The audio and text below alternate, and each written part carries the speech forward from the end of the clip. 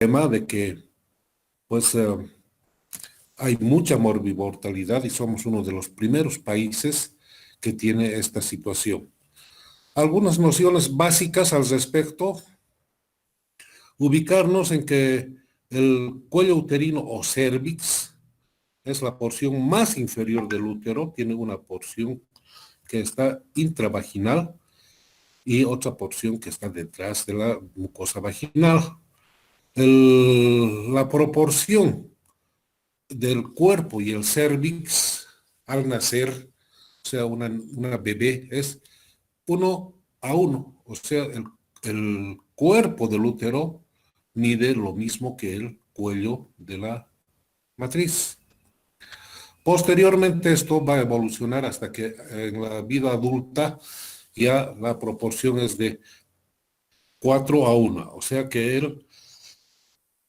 el cuerpo del útero es 4 veces mayor a el cervix. Su longitud en una mujer adulta es de aproximadamente 3.5 centímetros de largo.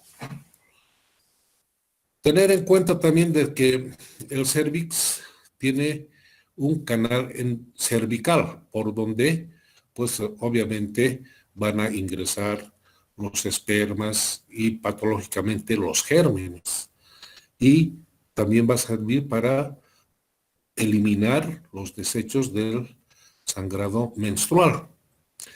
Este canal cervical está delimitado por abajo por el orificio cervical externo, que nosotros lo podemos apreciar perfectamente con un examen especular. Vamos a revisar las características del orificio cervical externo, si es puntiforme en las mujeres nulíparas o si es en herradura o que tiene un labio superior, un labio inferior, como ocurre a veces con las multíparas. Ese es el orificio cervical externo que está en comunicación con la vagina. Y por más arriba se encuentra el orificio cervical interno, que ya comunica directamente con la cavidad endometrial. Vamos a tener en cuenta que el cuello uterino se encuentra conformado por dos tipos de epitelio.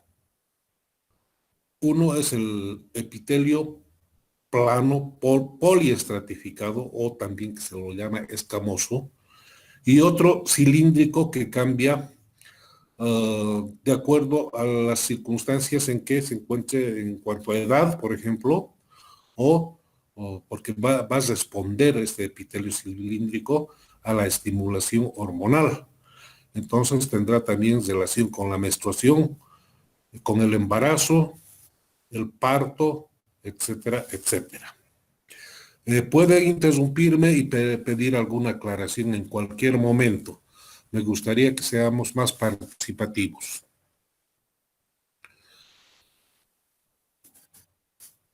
El cuello uterino se encuentra en una zona donde pues pueden invadir gérmenes del exterior, o sea, básicamente de los gérmenes que colonizan la vagina. Recuerden que la vagina eh, casi siempre tiene algunos gérmenes patógenos en mayor o menor grado que nos van a dar alguna sintomatología. Entonces podríamos considerar a la vagina como un sitio algo séptico, ¿sí? Y por estar expuesta a este tipo de gérmenes, se van a producir obviamente las infecciones y otras enfermedades.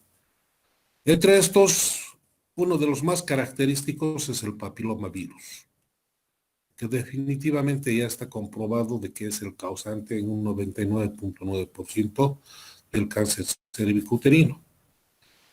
Entonces, el papilomavirus, al alcanzar esta zona, se puede producir el cáncer, y fundamentalmente hay una zona de transición que se llama, que es entre los dos epitelios que hemos hablado, el epitelio escamoso poliestratificado y el cilíndrico. Hay una zona de delimitación transicional que se llama también zona T. A esta zona se la ha denominado o se la ha identificado como el sitio donde se inicia el cáncer cervicuterino. Por eso es muy importante, está ligeramente a unos cuantos milímetros por dentro del orificio cervical externo.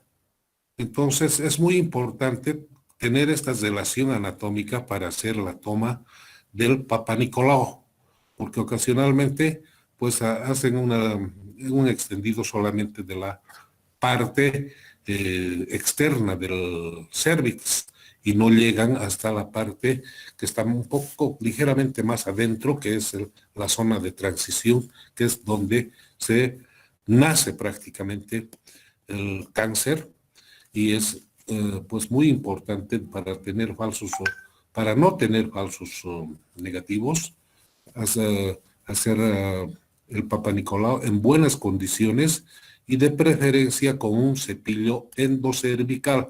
Antes se utilizaba solamente la espátula de aire, de maderita. Se sigue usando, pero es preferible utilizar el cepillo endocervical. Como les manifesté, Bolivia tiene una de las tasas más altas de incidencia por este tipo de cáncer. Esto es a nivel mundial, ¿sí?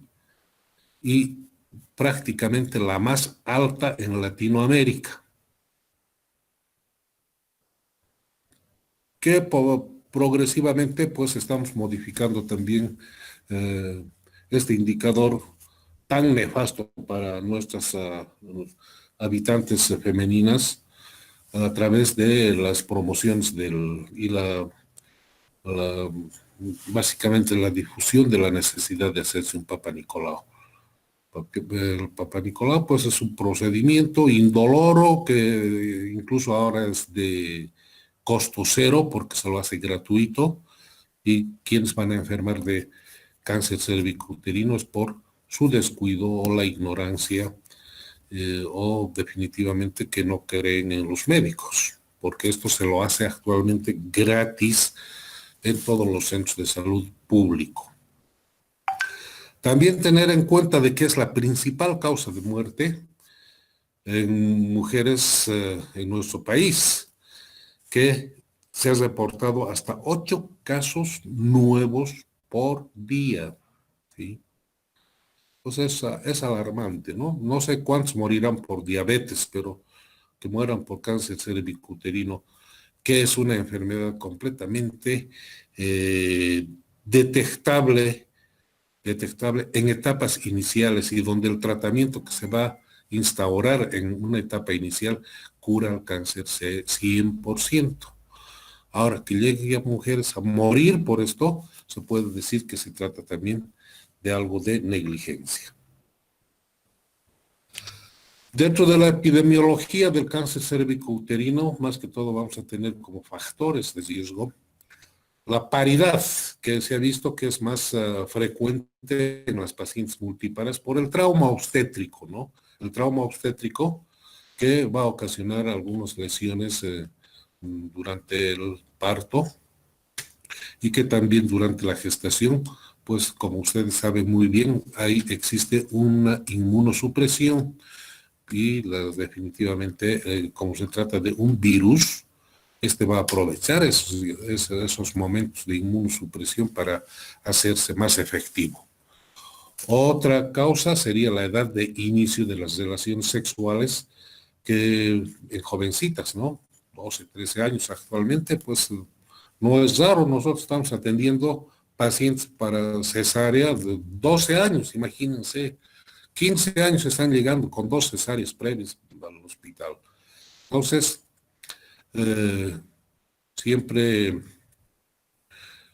tendremos nosotros en cuenta esta situación de que, especialmente en el campo, las mujercitas se embarazan muy jóvenes. Como consecuencia de un inicio precoz de las relaciones sexuales vienen pues los hijos, ¿no? El primer hijo va a nacer a edades muy tempranas, cuando la mujer aún no ha concluido de desarrollarse completamente anatómica ni endocrinológicamente. Entonces se hace más susceptible a un CA de cuello. Referirnos a de que el hombre, pues el hombre es prácticamente el vector, ¿no?, del virus. Los virus no vuelan, ni están en el aire, ni tampoco están en las letrinas. A veces muchas enfermedades de transmisión sexual vienen los pacientes, tengo unos flujos bien feos, doctor, y debe ser porque fui a o utilicé un baño público. No, tendría que despregarse. Imagínense, para que le suba los gérmenes en un baño público, tendría que despregar sus genitales en las partes sucias. No es así, ¿sí? El que lleva el vector es el pene que obviamente se ha de tratar de algún varón promiscuo que tiene múltiples parejas, que va a ir diseminando las infecciones de pareja en pareja. Entonces también se ha visto que en el hombre es muy bueno que se practique la circuncisión, porque al estar no circunscrito o circunciso, pues este varón también tiene mayores posibilidades de colonizar gérmenes y entre ellos el virus. Los anticonceptivos orales dice que no influyen, según algunos autores. Según otros autores, influye, pero no significativamente. Continuamos con la epidemiología. Si tiene una edad de inicio de relaciones sexuales muy jovencita, pues la probabilidad de que tenga múltiples parejas sexuales también está dada, y con las repercusiones que ya hemos analizado. Otra de las causas también, o de los factores de riesgo para esta patología, está vinculada al tabaquismo, donde se va a producir a nivel de la unión escamo-colunar que hemos hablado, tan importante este sitio, se va a producir una vasculitis con un proceso de necrosis también, y obviamente pues va a ofrecer un terreno muy adecuado para la proliferación de los gérmenes. Otra cosa, en nuestro país hay, se puede decir, mucha desnutrición, y algunas que tienen algunos otros factores o condiciones patológicas sobreañadidas, se encuentran los estados inmunodepresivos. Se ha visto de que algunas mujeres dicen, no, en mi familia no ha habido cáncer de cuello uterino. Por consiguiente, no vamos a tener. Pues habría que recordarles a las que hablan de esa forma de que posiblemente todos sus familiares antiguos o mayores no hayan tenido tanta promiscuidad como de una persona que esté aseverando esta situación. De esta forma, la herencia está en signo de interrogación, ¿sí? Una persona que no tiene antecedentes familiares de cáncer cervicuterino puede enfermar de cáncer cervicuterino de acuerdo a su comportamiento sexual, a sus, si tiene o no tiene otras patologías, si está malnutrida, etcétera, etcétera. Otras infecciones del tracto genital inferior que pueden corroborar a una infección viral están las infecciones venéreas.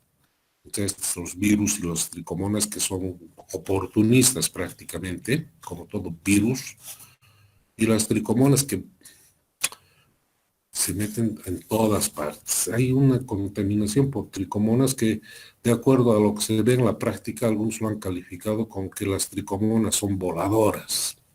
¿Ok? Pero básicamente, pues estas tricomonas se caracterizan por tener una secreción espumosa y maloliente o fétida. De esta forma, con todo lo expuesto, se puede considerar que la mayoría de los cánceres son o corresponden a una enfermedad o una infección de transmisión sexual. Se las debe considerar como tal, porque tienen una relación muy íntima en los unos con los otros. El virus del papiloma humano está comprobado 100% que tiene relación con el cáncer de cervicuterino, pero existen más de 100 tipos de virus de papiloma humano. No pretendo de que ustedes aprendan de memoria, traten de memorizar los de riesgo bajo, los de riesgo intermedio, o de, sí es muy importante que tengan en cuenta que los de riesgo alto son el 16 y el 18 fundamentalmente, y vienen secundariamente 45 y 56. Estos gérmenes o estos virus son múltiples. Los de riesgo bajo seguramente han colonizado a muchas mujeres, pero como los virus son a veces autolimitantes, pues no han desarrollado mayores consecuencias. Pero en cambio, si se trata de una cepa de riesgo alto como la 16 y 18 fundamentalmente, pues nosotros tendremos que tener mucha precaución con esta señora. Hablando ya de las características del cáncer cervicuterino, vamos a manifestar de que se trata de un tumor obviamente maligno, porque ya es cáncer, del cervix uterino, donde se va a originar fundamentalmente en el epitelio escamoso o glandular, donde les dije está la zona T, ¿no? Donde confluyen ambos epitelios. Ahora, la forma puede ser que sea plana o más característicamente sea de tipo exofítico. Bueno, esta lesión al progresar puede invadir la pared cervical y producirse una úlcera.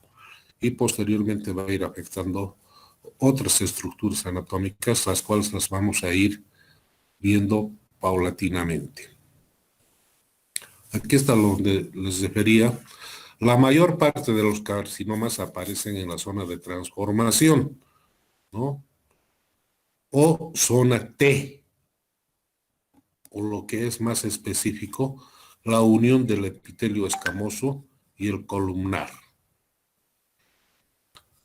Bueno,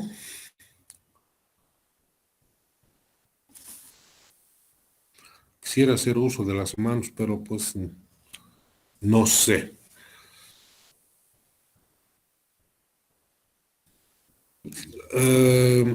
Al afectar cualquiera de los epitelios que tiene el endocervix, vamos a distinguir dos tipos de cáncer cervicuterino. El epidermoide, o escamoso también que se llama, el que está en la parte del exocervix, corresponde al 90%. Y el adenocarcinoma, o glandular también que se lo denomina, corresponde al 10%, pero la característica es de que son mucho más agresivos. De cualquier forma, ustedes tienen que tener en cuenta, no me interesa que aprendan a diferenciar un carcinoma epidermoide de un adenocarcinoma, que muchas veces pues nada más confunden y marean. Quiero que identifiquen y ustedes aterricen en el sentido de que el cáncer cervicuterino es muy frecuente y hay que saberlo detectar a tiempo. Insisto nuevamente, se cura el 100% con una histerectomía total, ¿sí? y se mueren estos pacientes de cualquier otra patología menos de cáncer. Aquí hay algunos datos a nivel mundial donde aseveran que el cáncer cervicuterino provoca la muerte de aproximadamente 260,000 mujeres. ¿Sí? Eso es lo que está matando el cáncer cervicuterino. Y se van a contagiar o se van a diagnosticar a más de 500,000 nuevas mujeres cada año en el mundo. Imagínense, 500,000 de mujeres, y de estas un buen número en Bolivia. Como que viene la próxima aseveración refiriendo de que Bolivia tiene una de las tasas de incidencia y mortalidad más altas del mundo. Una vergüenza para nosotros, los médicos. Pero, pues, ustedes tienen la obligación de cambiar todo lo que se tiene apuntado acá en forma tan negativa. En Bolivia se ha visto que entre 4 y 5 mujeres, y algunos dicen 8, mueren por cáncer uterino cada día. ¿Ok?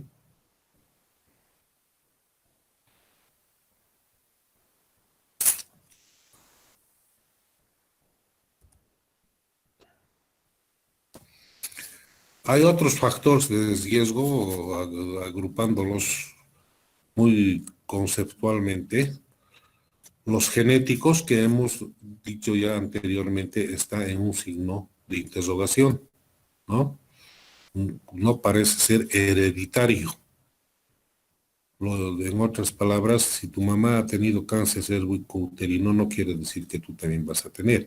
Aunque en este tipo de patologías anteriormente se consideraban la ascendencia genética muy importante, pero actualmente no, porque tenemos un mejor sistema de comunicación y de socialización de las patologías a nivel mundial, donde se ha visto que es muy, muy, muy poca la incidencia. Puede ser simplemente como una casualidad.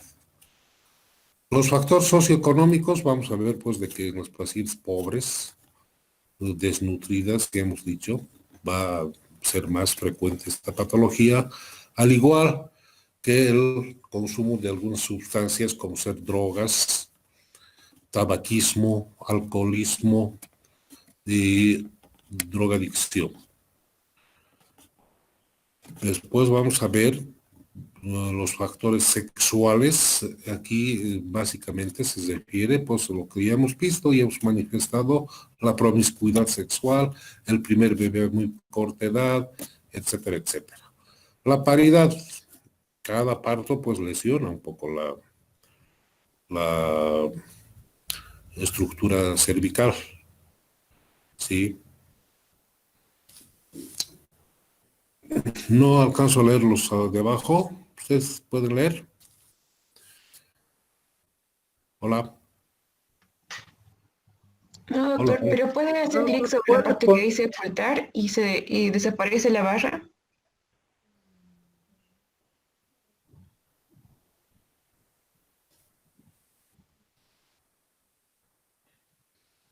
No, más luego vamos a desarrollar los dos.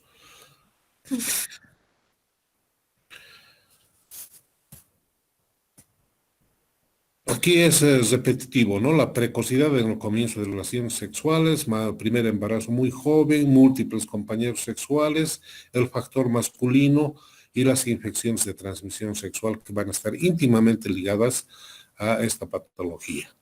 No hay como para poder decir, referirse a algo en el cuadro, dice, está una señora con una pareja y le pregunta al señor: tú me dijiste que te irías a navegar. Y el señor le pregunta: sí, pero por internet, pero ya lo pescó, ¿no?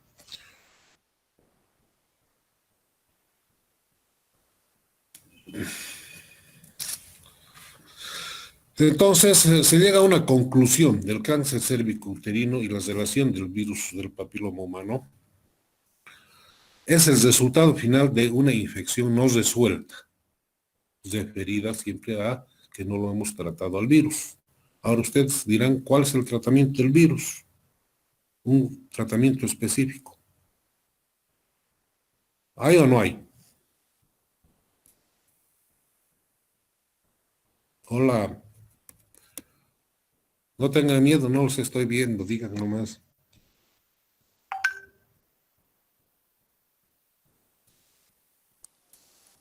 No, doctor, no hay Hola. un tratamiento específico para el virus. Para ningún virus, ni para el coronavirus, ¿no? Como ustedes pueden ver, pero los serotipos de 16 y 18 son los más dañinos. Aquí hay algo de historia natural de la infección por virus del papiloma humano. Se produce la infección HBP y puede estar en una infección transitoria, ¿sí? Recuerden que también algunas enfermedades son autolimitantes, virales. Algunas enfermedades virales son autolimitantes. Si la mujer está mejor nutrida, recupera su estado inmunológico, puede curarse completamente. Pero ocurre que en otras situaciones se va a producir una infección persistente que desde la primoinfección alrededor de 2 años ya va a ser una infección persistente, la cual ya va a producir alteraciones a nivel epitelial dentro del epitelio cervical. Lo primero, la relación progresiva de la displasia es pues el SIN1, que quiere decir, o NIC1 también, neoplasia intracervical, significa en español.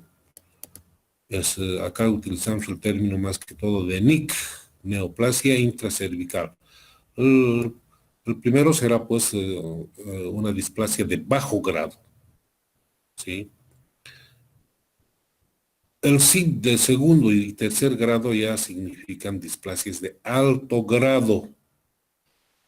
Y fíjense ustedes, entre la infección persistente y la displasia de bajo grado, pueden transcurrir de 2 a 5 años y de estar completamente asintomática la paciente. Y cuando tiene la displasia de alto grado, también supera estos 2 a 5 años o suma nuevamente más años, pero si ya está entre los 9 a 15 años con una displasia, etcétera, pues seguramente que infaliblemente nos va a conducir a un cáncer invasivo. Para la persistencia del virus, tenemos que tener en cuenta siempre los factores y las condiciones del huésped, ¿no? Aquí claramente dice inmunosupresión, infección por virus del HIV y otras exposiciones a otros factores virales. Pero si se trata del 16 y 18, alerta, alerta. Sí se los puede identificar ahora con estudios más modernos.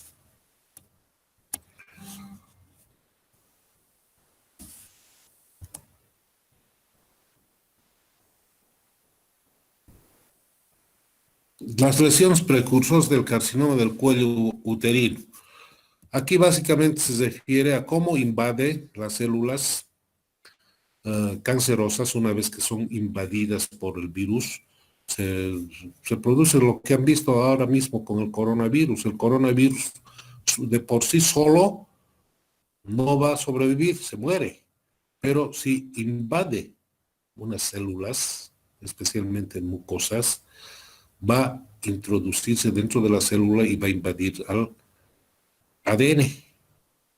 Entonces, que es donde va a comenzar a hacer daño, ¿no? Recuerden que el coronavirus es tiene una sola cadena, por lo que se la considera también frágil, pero el virus del papiloma humano tiene 2 cadenas. Y generalmente, como ven ahí en la zona de transformación, está completamente sana. Y si tiene un NIC1, no va a sobrepasar de 2 o 3 milímetros. Lo que está en negro significa la invasión, que fundamentalmente se trata de una neoplasia, ¿sí? El SIN1, el SIN2, el SIN3, pues ya es prácticamente un cáncer, ¿sí? El SIN3 ya deja de ser una neoplasia intracervical, porque luego ya se convierte en un carcinoma invasivo, pero que todavía no puede ser detectado por clínica, ¿sí? Como no es un órgano vital el cervix, pues no tienes repercusiones cardiovasculares, etcétera, etcétera. Pero si se convierte en un carcinoma invasor, como ustedes ven, sobrepasa la membrana basal del cervix y sobrepasa 1 milímetro, 3 milímetros o 5 milímetros, ya se está expandiendo lateralmente o hacia la vagina, comprometiendo parametrios, tercio superior de vagina, y por último, pues va a invadir también algunos linfáticos, donde ya se va a producir las metástasis ganglionares.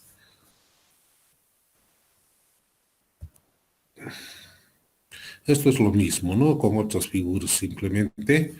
Después, luego de la infección del virus del papiloma humano, vamos a tener el NIC1, el NIC2, el NIC3 y por último vamos a ver el carcinoma invasor. ¿Cómo se disemina el cáncer cervicuterino? De dos formas, fundamentalmente uno por la extensión por continuidad y la extensión por difusión. La extensión por continuidad va a comprometer paulatinamente, primeramente el tercio superior de la vagina y lateralmente va a ir comprometiendo los parametrios. Y muy después va a haber un compromiso tanto de vagina, septo e incluso vejiga. Aquí falta vejiga. Como usted ya sabe muy bien, la vía de diseminación de todos esos procesos también puede ser por vía linfática y vascular. Es decir, de que cuando ya están comprometidos algunos ganglios, pues ya prácticamente lo que se hace es, yo creo que compasivo, porque seguramente que vamos a tener siempre focos a distancia del cáncer cervicuterino. El tratamiento cuando ya no es intraepitelial el cáncer cervicuterino, el tratamiento pues, se puede decir de que como no es tan exitoso. Es mixto, a veces triconjugado, pero no tenemos una expectativa de vida a largo plazo. Las recaídas o la recrudescencia de los carcinomas ya pueden ser tanto a nivel local o en otras partes de la anatomía humana, que en este caso pues no podemos ir sacándole un pedazo de hígado o otro pulmón o un pedazo de cerebro, ¿no? Cuando ya están afectados.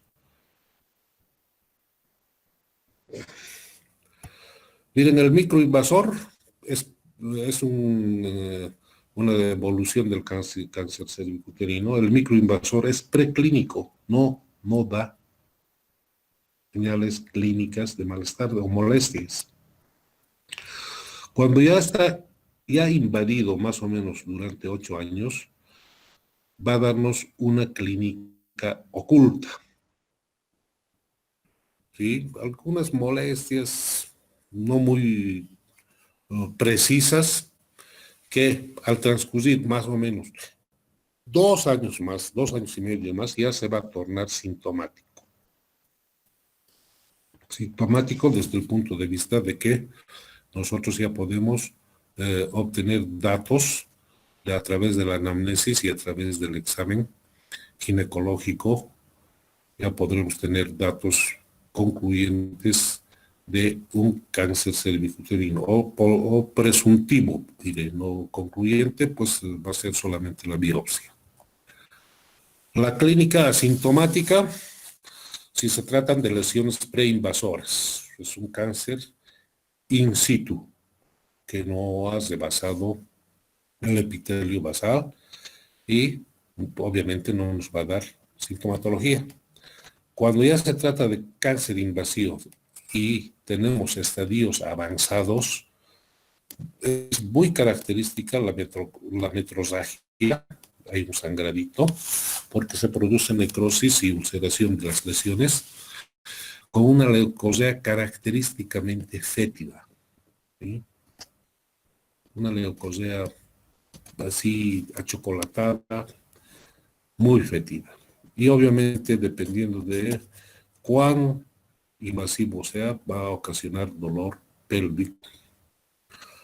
Posteriormente ya van a venir los trastornos urinarios y rectales. Las fístulas son muy frecuentes y vamos a ver que la señora está haciendo pis por la vagina o está defecando por la vagina. Pues en estos casos ya hay que hacer unos tratamientos para que no sea tan desagradable estar oliendo a heces, etcétera, por vagina. Lo que se hace es hacer una derivación, ¿no? Y una colostomía, que no es curativo, pero por lo menos le alivia de un estado que no es cómodo para nadie. El diagnóstico, ¿cómo lo vamos a hacer el diagnóstico? Tengan en cuenta esto. Ustedes lo que tienen que insistir en sus pacientes, si ya tuvo relaciones, pues así se trate de 14 años, indicarle de que se debe hacer un Papa Nicolau. ¿Sí? Un Papa Nicolau. Si el Papa Nicolau sale alterado, nos dice una displasia 1, 2, tendremos que indicarle una colposcopía. La colposcopía ya se utilizan instrumentos ópticos donde magnifican las imágenes característicamente. Y esto nos puede servir para hacer una biopsia dirigida. ¿Sí? Si vemos con el colposcopio que hay imágenes sospechosas de cáncer cervicuterino, agarramos nuestra pinza y tomamos una muesquita para mandárselo al patólogo.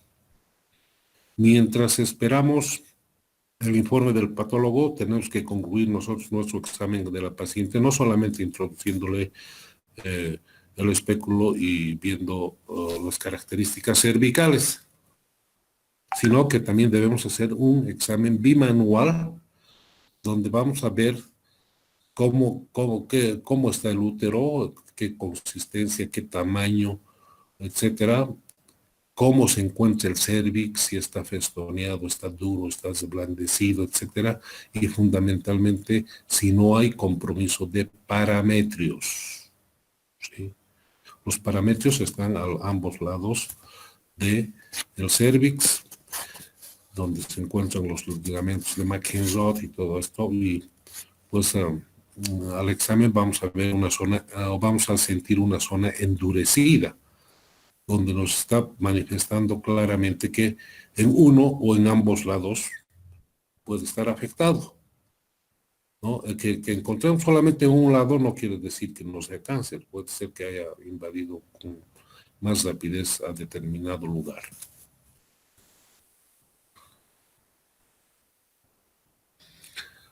Aquí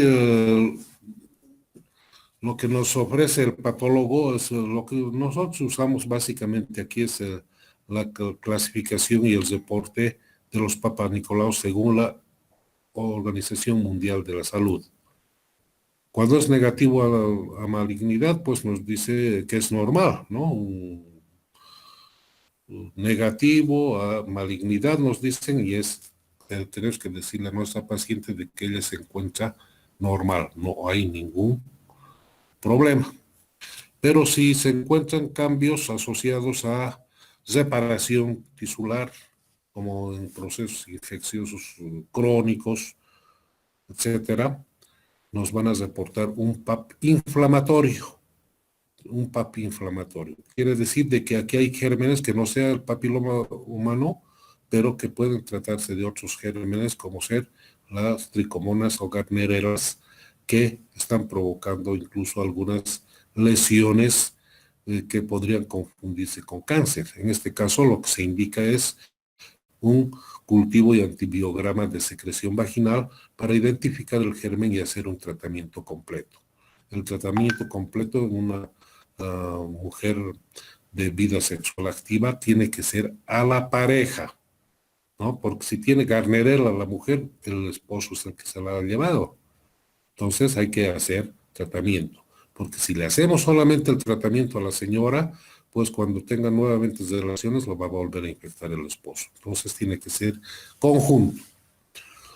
Después nos reporta el patólogo como displasia leve, el NIC1 o el NIC2, que sea una displasia moderada, y posteriormente, como les decía, el NIC3 ya prácticamente es un cáncer in situ. Progresivamente, pues va a poder ir a invadir los parametrios, ya convirtiéndose en un cáncer invasor. El carcinoma in situ o intraepitelial, ¿no? Está limitado básicamente al cuello uterino. Aquí estas estadificaciones no me interesa que aprendan de memoria, ¿sí? Simplemente que tengan ustedes el concepto de que si el estadio es más bajo, es de mejor pronóstico, pero si se llega a un estadio 3A, 3B o 4, ya que es prácticamente premortem, pues las posibilidades de llegar a brindarle una terapéutica son muy limitadas. El estadio 1B1 se ve ya una lesión no superior a 40 milímetros, ¿sí? Que está básicamente limitada al cuerpo uterino. Ahí ven ustedes una imagen polipoidea de aproximadamente 4 centímetros de tamaño o de diámetro que está ocupando casi todo el orificio cervical externo, o sea, el que está en contacto con la vagina. El estadio 1B2 ya es clínicamente visible a 4 o a 4 centímetros o 40 milímetros, más grande, ¿sí? Dependiendo entonces acá para el estadiaje, tenemos que tener en cuenta el tamaño de la lesión. Cuando es menos, más o menos, más que todo, menos de 4 sería un estadio 1B1. Más de 4 ya es un estadio 1B2. El estadio 2 ya es cuando la lesión se extiende afuera del útero, pero está dentro de lo que se puede llamar parametrios y no afecta la pared pélvica ni tampoco el tercio inferior de la vagina. Ya, pero puede estar la infección en el estadio 2A, estar ya extendido hasta la vagina en sus 2 tercios superiores, pero respetando el tercio inferior. Acá todavía no tenemos los parámetros afectados. Y en el estadio 2B ya el parámetro está afectado, pero no está llegando a la pared pélvica. Esto con el examen bimanual, un tacto vaginal, se puede detectar que hay algo anormal a nivel de los parámetros. El estadio 3, miren esa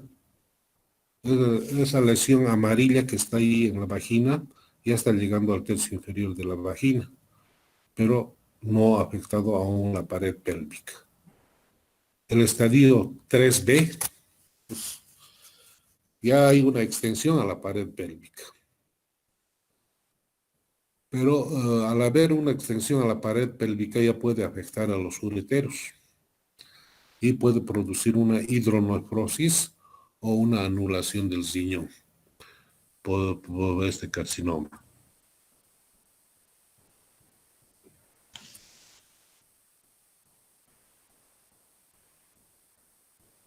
Estadio 4.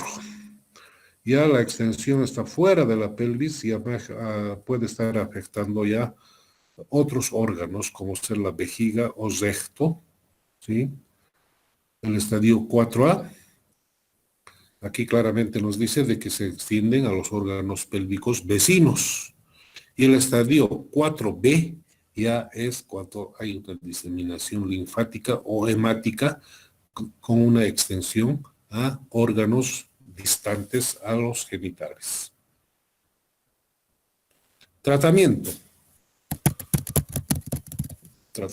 La cirugía, la radioterapia y la quimioterapia. ¿Ok? Te podemos ofrecerle a nuestros pacientes estas 3 alternativas, pero dependiendo del estadiaje que hagamos, en qué estadio se encuentra la paciente.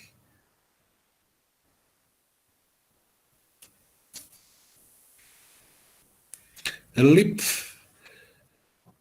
es a través se hace que es un aparatito redondo como aro que nos va a servir como para hacer una especie de cepillado de la lesión sospechosa, ¿sí?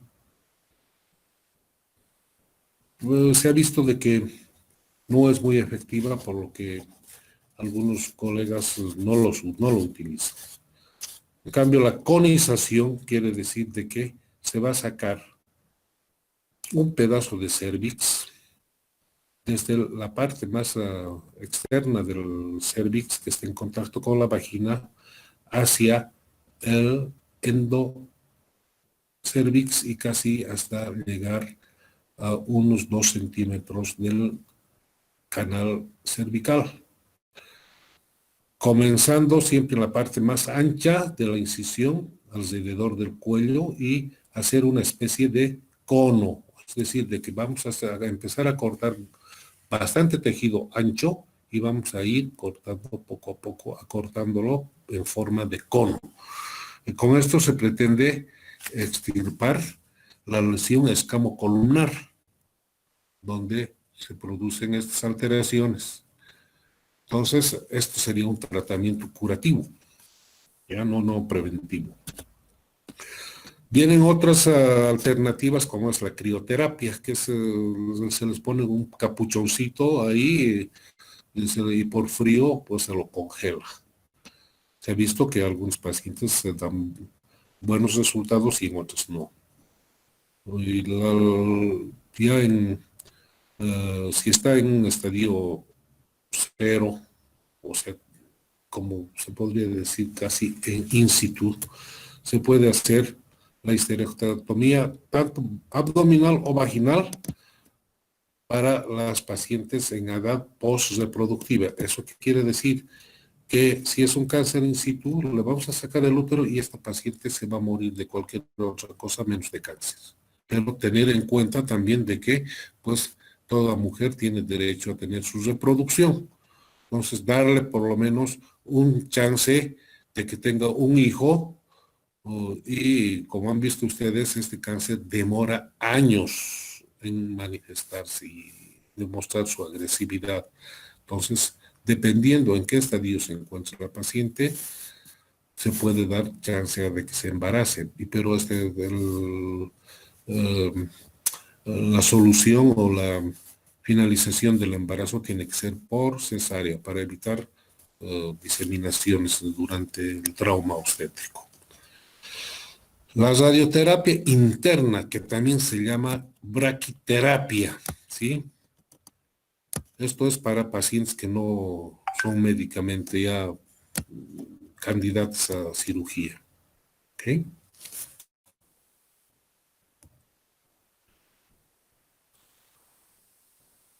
El estadio A1, A2, básicamente se diferencian. En el estadio A1, que se debe hacer la conización, el cono cervical también que se llama, o hacerle una histerectomía total, o hacerle una histerectomía radical asociado a una linfadenectomía pélvica. Esto ya es por tener exceso de precaución. La segunda opción es la radioterapia intracavitaria sola, ¿sí? Lo que también se llama braquiterapia, porque la radioterapia es externa, rayos externos. Rayos externos. La braquiterapia es también una radiación, pero interna, a través de un dispositivo que se deposita ahí en el cervix. No se extiende tanto como el rayos externo, pero tiene una potencia mucho más efectiva la braquiterapia. Pero estos pacientitas que ya no se pueden operar. La segundo estadio 1 a 2, la primera opción es terapéutica, es la histerectomía radical. Aquí ya no tenemos que andar con contemplaciones y extirpar el útero. La segunda opción terapéutica es radioterapia intracavitaria y radioterapia pélvica, asociada tal vez que después de una segunda valoración a una histerectomía. El estadio 1B1, histerectomía radical más linfadenectomía pélvica asociada a radioterapia. Ya es más complejo según va aumentando el estadio, por eso se llama el estadiaje, es muy importante para ofrecerles la alternativa terapéutica más aconsejable. En el estadio 1B2 se debe realizar una histerectomía radical, ¿sí? Más linfadenectomía bilateral asociada a radioterapia, braquiterapia y quimioterapia. Miren cómo ya se está sumando ahí la crio o quimioterapia. En el 2A, radioterapia intracavitaria combinada con radioterapia pélvica de haz externo, es lo que les decía, ¿no? La radioterapia intracavitaria es lo que se llama también la braquiterapia. Se coloca el dispositivo dentro de la vagina y también se puede asociar a una radioterapia pélvica, que es lo que normalmente se hace acá. Y utilizar el cisplatino como coadyuvante de la quimioterapia. Lo que se recomienda fundamentalmente es una histerectomía radical más linfadenectomía pélvica, o en casos más avanzados, una radioterapia pélvica total posoperatoria más quimioterapia después de una histerectomía radical, porque es muy difícil poder sacar todas las células cancerosas, ¿sí? Es muy difícil. En el estadio 2, radioterapia más quimioterapia, radioterapia intracavitaria, y aquí se puede hacer una combinación también de quimioterapia con cisplatino. Estadio 3, la complejidad del tratamiento se manifiesta progresivamente a ser más agresivos. Tenemos que hacer la radioterapia, quimioterapia, la braquiterapia y la quimioterapia combinada con cisplatino o fluorouracilo. El papel del cisplatino o el fluorouracilo utilizado individualmente sin asociarlo a la radioterapia, puede ser interna o externa, da resultados muy pésimos. Por eso es que algunos no están de acuerdo con hacer quimioterapia, porque lo único que hacen dándoles quimioterápicos es hacer que se les caiga el pelo, nos dicen, ¿no? Miren, sin embargo, se llega a hacer tratamientos hasta en el estadio 4A.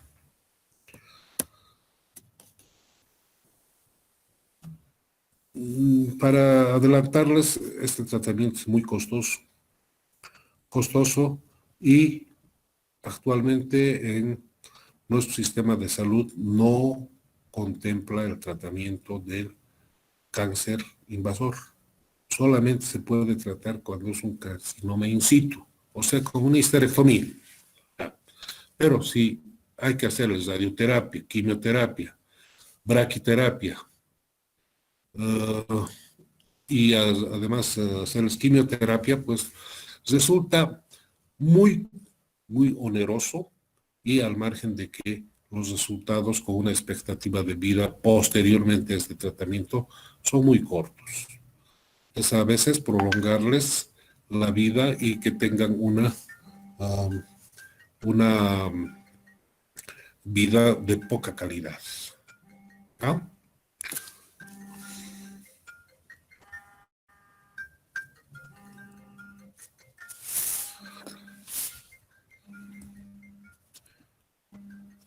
El tratamiento estadio 4B